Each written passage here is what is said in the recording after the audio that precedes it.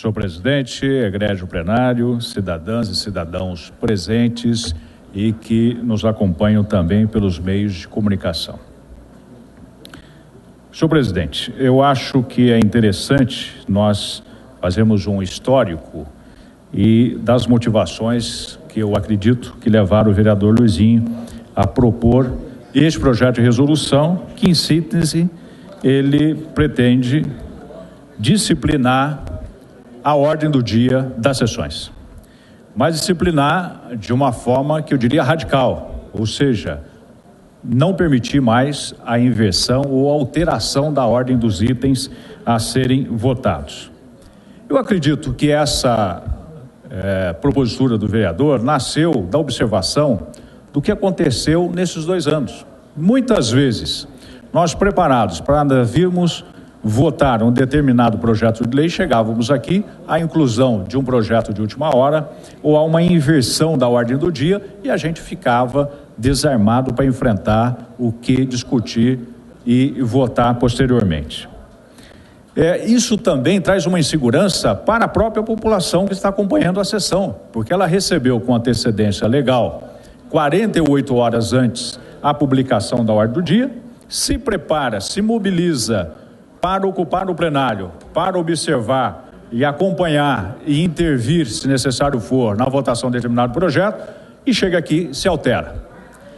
Agora, por outro lado, esta questão nós já enfrentamos em 2004, lá longe, há 11 anos atrás, em que nós tentamos uma solução intermediária, nem tanto ao mar, nem tanto à terra, nem permitir a mudança aleatória dos itens da ordem do dia, nem também engessá-la de forma a não permitir nenhuma alteração.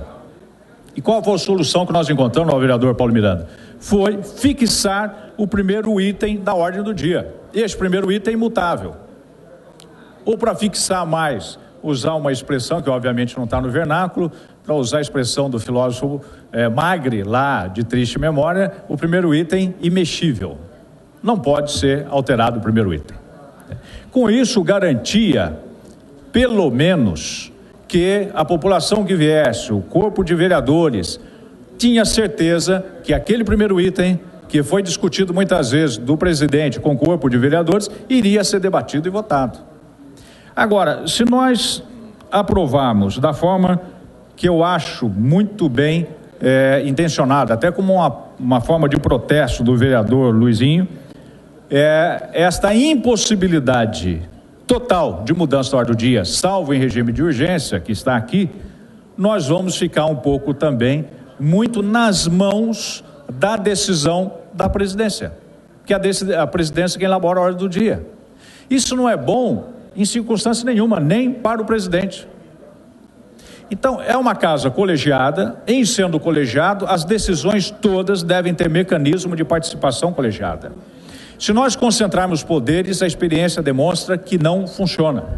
Por isso eu queria fazer um apelo ao vereador Luizinho, que ele retirasse esta propositura da ordem do dia, não precisaria nem adiar, retirasse a propositura de vez da ordem do dia, ou então tá bom, que fosse adiado e reapresentássemos em conjunto uma fórmula discutida e consensual, nem permitir a mudança a bel prazer, nem fixar de uma forma irrevogável e que vai engessar os trabalhos do plenário.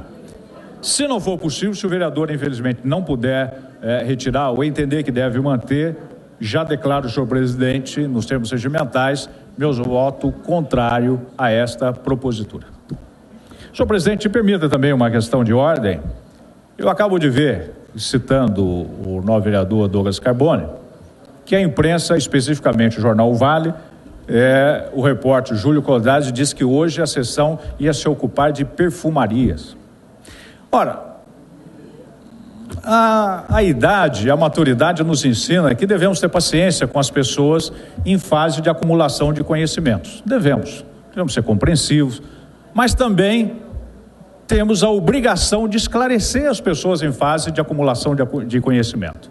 É preciso que a imprensa saiba que a Câmara não é linha de produção.